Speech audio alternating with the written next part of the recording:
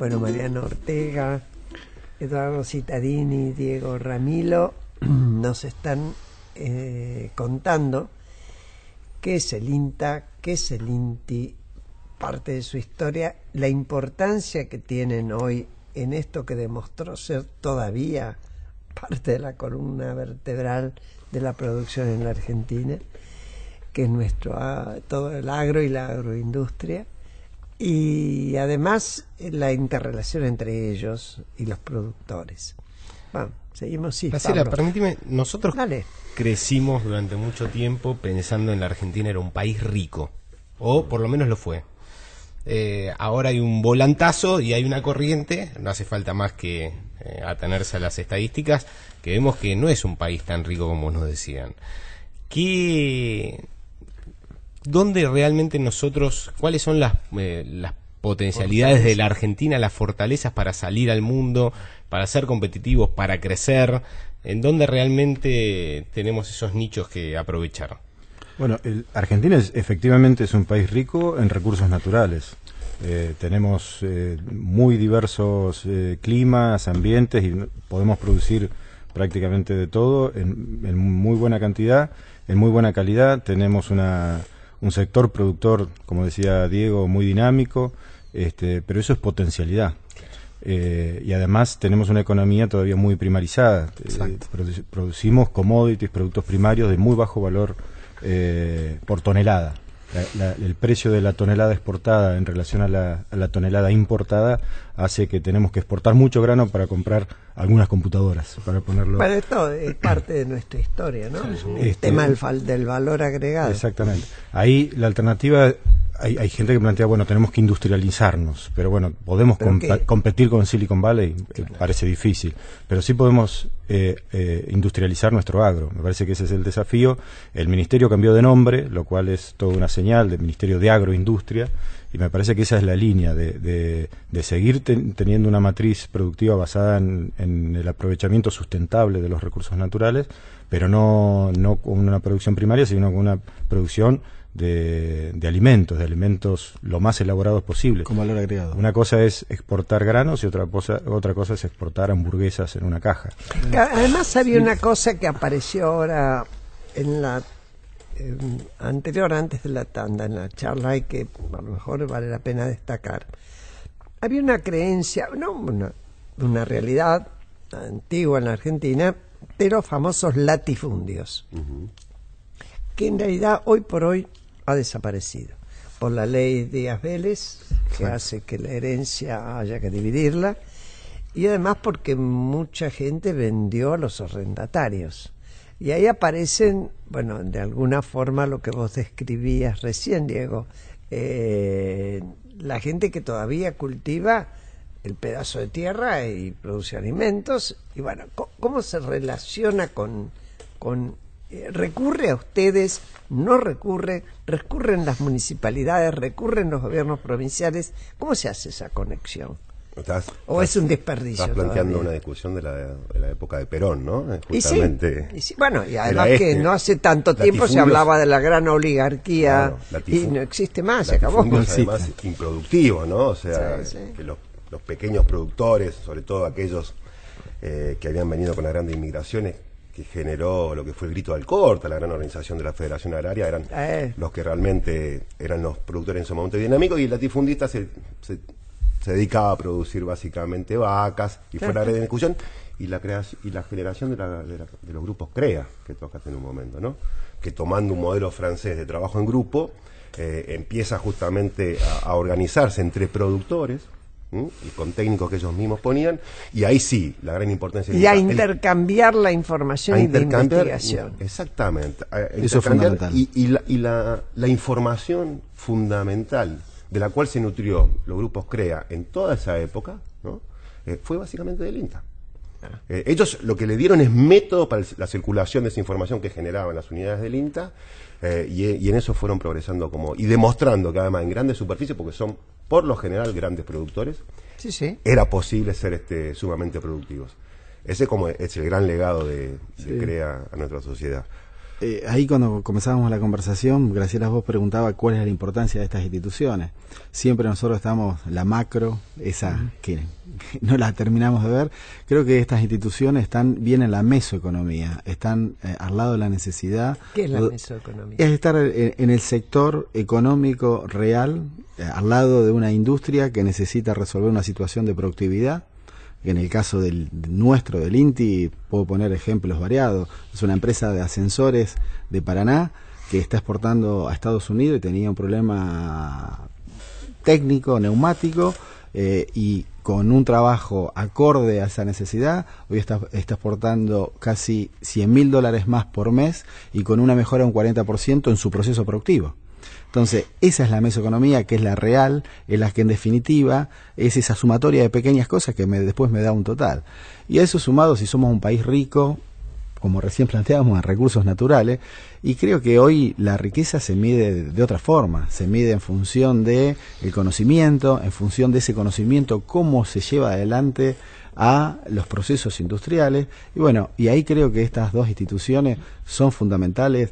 Yo viajo constantemente a todas las regiones, y nuestros equipos están trabajando con el sector público, el municipio y con las empresas que están en el sector. No es lo mismo Mendoza, no, claro, donde está la cadena vitivinícola, un sector metalmecánico fuerte, un sector Santiago del Estero, energético. Bueno, Santiago del Estero con el algodón, ahí trabajamos muy en conjunto, como es con el INTA, y a partir de este año se dio vuelta una baja en lo que era la siembra del algodón. Entonces nosotros estamos en el proceso industrial, el desmotado, la mejora de la productividad, y ahí el INTA en todo lo que tiene que ver con el territorio y mejorar algo que los que están en el sector algodonero, que es el picudo, que es una plaga que ha bajado la producción, y nos ha alineado ¿con quién?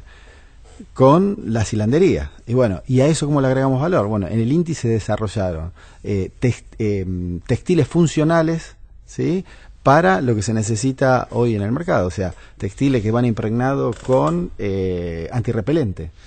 Ahora después volvemos al tema textil, que a mí me importa. Bien. Pero estaba pidiendo Eduardo, haciendo señas, que quería intervenir. No quiero que se pierda. Era más que nada para responder a tu pregunta sobre el relacionamiento con las intendencias y las gobernaciones, que me parece que quedó un poco en el aire. Que es la parte política, claro, digamos, ¿no? Bueno, en el caso del INTA, como decíamos antes, en los consejos regionales están sentados los gobiernos. Ellos deciden quién. En algunos casos tenemos un ministro sentado en el consejo, un ministro de la producción o un secretario, pero está representado el gobierno. Y las intendencias siempre tenemos una relación muy directa, porque toda la acción territorial concreta, o sea, los pies en el barro, se dan a nivel intendencia. No se puede trabajar a nivel territorial sin una muy buena articulación con ellos. Y las agencias de extensión son oficinas relativamente chicas, hay de distintos tamaños, con distinta complejidad, pero en general son pocas personas, pero funcionan como antenas. Cuando hay una demanda de un intendente o de un sector productor, el extensionista muchas veces puede dar respuesta, pero muchas veces no. A veces tiene una complejidad muy grande, pero ahí es parte de una red nacional donde puede pedir ayuda enseguida y tener una buena respuesta de primer nivel de un centro que puede estar muy distante. Además de los centros regionales, tenemos centros de investigación especializados, tenemos programas nacionales que son redes distribuidas en todo el país por especialidades, un programa de genética, de producción animal, de lechería, de cereales. Entonces, dependiendo la necesidad, grupos especializados pueden dar respuesta directa, concreta y de primer nivel a una agencia en La Quiaca o en Ushuaia. Eso es una gran fortaleza de ese trabajo en red, que además no es solo INTA. INTA trabaja en forma interinstitucional, con vinculación con universidades, con el CONICET, con instituciones hermanas como el INTI. Incluso en procesos de formación también tenemos con el CONICET un programa de becas doctorales cofinanciadas, INTA-CONICET. Es una iniciativa que a nosotros nos sirve para fortalecer nuestro perfil científico académico, por ahí somos demasiado prácticos, y al CONICET le sirve. El CONICET le vendría muy bien ser más práctico. Al CONICET, bueno, esa es la intención esa fue la intención del CONICET. Son becas doctorales a 5 años, donde el CONICET paga el 70% del estipendio, el INTA el 30%, pero tienen sede en unidades del INTA, y tienen un director académico, de tesis de primer nivel, pero también tiene un tutor que tiene que garantizar la pertinencia, el aterrizaje del problema. Claro. Me parece una alianza fantástica para tener, por un lado, excelencia académica, que es necesaria, no hay que resignarla, y por otro lado, un contacto directo con la realidad y con los problemas. Mariano, perdón. Sí, querías agregar. No, lo quería agregar, creo que lo fundamental de estas instituciones es el trabajo matricial. Trabajo matricial, de matriz, porque está el territorio y después están a lo mejor los sectores más específicos que están en un laboratorio o acá en el caso del INTI, en lo que es el Parque Tecnológico Miguelete, y poder trabajar matricialmente en función de la necesidad real que tiene la industria. Nosotros como institución trabajamos en lo que es investigación aplicada, tiene que tener una aplicación a una industria, a un producto, a un proceso. Y acá me parece que lo fundamental que veníamos charlando es cómo a eso le damos innovación. ¿Por qué? Porque la calidad hoy es algo básico que todo mercado necesita. Ahora, la innovación es ese diferencial que nosotros como institución podemos darle a las cadenas productivas para ser competitivos. Porque hoy, a ver, nuestra economía es cerrada. Nosotros tenemos una relación con el 10% del PBI. Pero a eso me iba a referir. Del mundo. Te quería preguntar, porque vos mencionaste el tema textil, ¿no? Y yo tengo, estoy leyendo y escuchando además una tensión, veo que hay una tensión en la competitividad, en la producción textil nuestra, y gente que se queja del ámbito textil y pide que se paren las importaciones y demás, con la que la gente termina pagando más caro, porque si no es competitivo, lo nuestro es más caro. Entonces, en eso, ¿ustedes pueden intervenir o nadie les pregunta? No, nosotros intervenimos, o sea, el INTI es parte del Ministerio de Producción y es parte de las políticas que se llevan adelante en el Ministerio. El sector textil, de alguna forma, es un sector que en los últimos años estuvo cubierto, podemos decir, con lo cual hay sector textil que es competitivo y hay otro que no es competitivo. O sea, nosotros no podemos competir en el fasón con India o con China. Claro.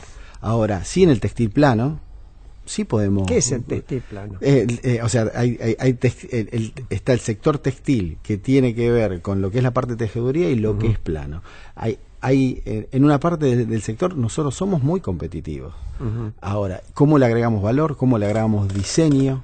¿Sí? Ahora, esto que yo decía anteriormente, nosotros para competir tenemos, pongamos un ejemplo, en Argentina hay 850.000 pymes.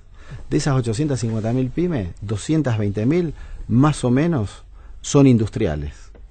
Entonces, nosotros tenemos que empezar a tener un mayor crecimiento de pymes. ¿Y de dónde? Desde el emprendedurismo. Que después pasa a una pyme y una mediana y después una gran empresa. Con lo cual, nosotros lo que nos sucede en nuestro país, no tenemos una alta natalidad de pymes. En eso es donde el Ministerio de Producción hace mucho énfasis con lo que es. Ahora, eso supone también, y bueno, este momento propone en crisis, supone créditos y créditos baratos. Sí. Y esto es un lío hoy, ¿no? Es un problema. No es el mejor contexto. Pero no hemos llamado a ningún experto en eso. Dale. A partir de eso yo me preguntaba, ¿se le reclama a este gobierno y a tantos otros gobiernos la falta de un plan de desarrollo? ¿Ustedes esto lo observan en el día a día? ¿Está saldada las diferencias de decir, bueno, hay un diseño de país con regiones que conviene aprovechar?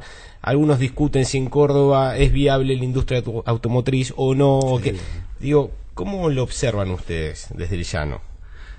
Bueno, no es tan exactamente. Nosotros estamos en a el ver, ahí podemos poner el ejemplo del sector automotriz. El sector automotriz hoy en Argentina es muy competitivo. Hoy en Argentina se fabrica todo lo que es la pick-up. Sí. Fíjense lo que ha hecho Toyota, que ha corrido a lo mejor a un líder como era en su momento Ford en Argentina. Todos crecimos en el campo con la Ford F100 y Toyota vino invirtió hace una cantidad de años. Yo he estado hace poco en la fábrica y la fábrica que existe acá en Argentina de Toyota es más productiva que la de Japón.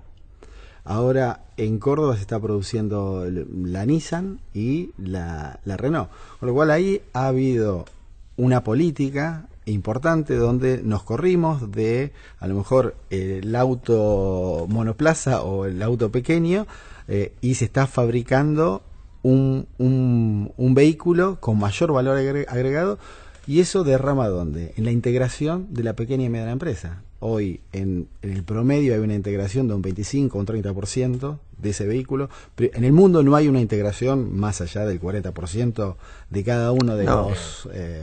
son fabricaciones a nivel internacional, son cadenas globales.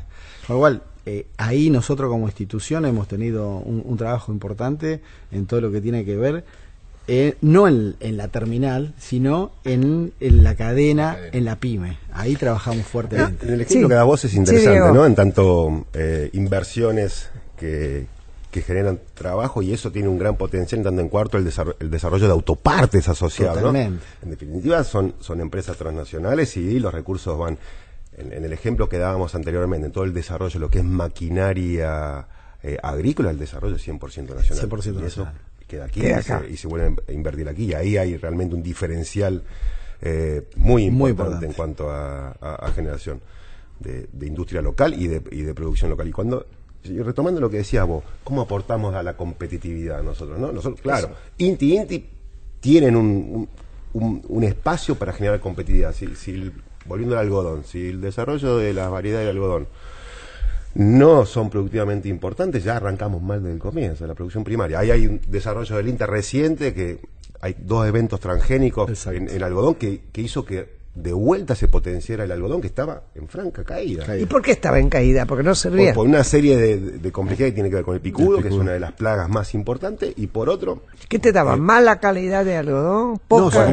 Baja los rendimientos. Baja los rendimientos y también daña la calidad del algodón. Y por otro lado, los niveles de productividad. Ahora hay 2 desarrollos y hay una tecnología de surco estrecho que mejora notablemente. Ahora, ¿de qué, perdón? De surco estrecho, ¿no? Y además el INTA desarrolló una cosechadora que antes se cosechaba todo el algodón a mano, una tarea brutal. Ahora se cosecha mecanizado. Ahí es paradójico, porque nosotros volvimos a ir a Brasil en un viaje con industriales, a gente que vino hace 30 o 40 años a ver cómo se producía el algodón acá en Argentina. En Argentina se llevó a sembrar casi 1,5 millones de hectáreas y llegó hasta 350. Ahora está en esta zafra 450, 500.000 hectáreas, donde a lo mejor una provincia como Chaco era la líder y hoy la provincia líder es Santiago del Estero. Sí. Brasil tenía 9 especies de siembra y bueno, creo que la Argentina ahora retomó ese camino, y ahí también... ¿Vos decís, volvimos a Brasil? Volvimos a Brasil para aprender, exactamente. Volvimos a Brasil para aprender, ¿no? Intercambio donde ellos ganaron mucho territorio en un sector que antes no... Tuvieron menos picudos. Creo que ahí es como... o sea, hoy el INTA y el INTI tienen una relación institucional muy fuerte, y durante X momentos de la historia no ha sucedido. Esto yo estoy hace 2 años y medio en el INTI, lo hablo cuando hablo con los equipos, con los profesionales. A nivel institucional, siempre en los territorios los equipos siguieron trabajando, y con lo cual creo que hemos estado con el presidente del INTA y nosotros estamos renovando nuestro consejo, y en el consejo nuestro va a haber una silla para el INTA, y en el del INTA va a haber una silla para el presidente del INTI, con lo cual eso es muy sano, y creo que esas son las después cosas... van a decir que porque vinieron a esta audición. Claro. No, pero esas son la salud institucional, que más allá de las personas que pasen y sucedan, es lo que tenemos que... Lo increíble es que no hubiera ya antes. Bueno, exactamente. Sí, lo que vos consultabas del sector textil y vos planteabas de por qué no terminamos de despegar. La parte de la lana de oveja, yo soy de Trelew, así que conozco un poquito más que de algodón. Actualmente se exporta casi todo como lana sucia, digamos, sin ningún valor. Se esquila, se clasifica y se exporta. Eso después pasa por un proceso de lavado, de peinado, se hace el hilo y se hacen las prendas. Y después por ahí estamos importando un suéter o un traje con un valor de 30 o 40 veces. No, pero eso es de la época de la colonia. Claro, bueno, de eso nos está costando mucho salir. Y obviamente es muy difícil llegar hasta el traje, pero si podemos pasar de lana sucia a lana lavada, o un top, o un hilo, cada escalón que podemos dar es enorme la cantidad de valor y la cantidad de empleo que genera. Pero ¿por qué cuesta, por ejemplo, en este caso? Cuesta por la competitividad que tenés con deficitaria en ese sentido del proceso industrial en comparación con otros países. ¿Quién va a poner un lavadero de lana cuando la lana comprada afuera viene más barato? El tema es ese. Vos invertís donde te van a demandar. Pasa que claro, y la prenda viene. Ahí hay una cuestión que a veces el argumento es la cuestión del costo de mano de obra, sobre todo con el ejemplo de la India y la China, lo cual es cierto en algunas cadenas, pero no en todas. No en todas. Porque hay muchas situaciones donde los que están agregando valor son países europeos, Japón, como mencionaste recién, que no tienen mano de obra barata. Al contrario, lo que tienen es alta eficiencia del uso de la mano de obra. Tienen desarrollos tecnológicos que hacen que un obrero produzca mucho. Y ese es el desafío nuestro. No, además no es bajar el costo de mano de obra, sino aumentar la productividad de la mano de obra. Pero además, la verdad es que el tema de la sindicalización ha hecho que acá se protegiera las condiciones de trabajo. Hay lugares donde trabajan 16 horas, 18 horas y cobrando mucho menos, ¿no? Hay otro ejemplo la sobreexplotación. En lo que son las fibras naturales, todo lo que es fibras naturales, llama, guanaco o vicuña, que hoy un vellón a lo mejor sale sucio exportado a 300, 400 dólares. Sí. Si a eso se le agrega un proceso industrial, como hoy se está haciendo Sería en algunos lugares, sale con un valor de 1100. Claro. Ahora, después nosotros compramos un producto con una marca internacional y la pagamos 10 veces. Entonces ahí es creo que donde entra esto que nosotros... Esa es la riqueza que no somos. Que no somos. Exacto. Estamos exportando valor que usa otro. ¿Cómo hacemos para agregar diseño, agregar marca? Y para eso tenemos que tener una cobertura internacional desde el punto de vista de la relación de los mercados, que para eso va a llevar su tiempo, ¿no? Bueno, se nos acabó el tiempo. Les agradezco muchísimo a Mariano Ortega, a Eduardo Cittadini y a Diego Ramilo que nos hayan contado qué es el INTI y qué es el INTA, cuál es su relación entre ellos y con nuestra producción. Y a ustedes les decimos hasta el domingo próximo, que lo pasen muy muy bien, que no se resfríen como yo me resfrié, y sigan escuchando, que Gustavo Mura, como siempre, vale la pena ser escuchado.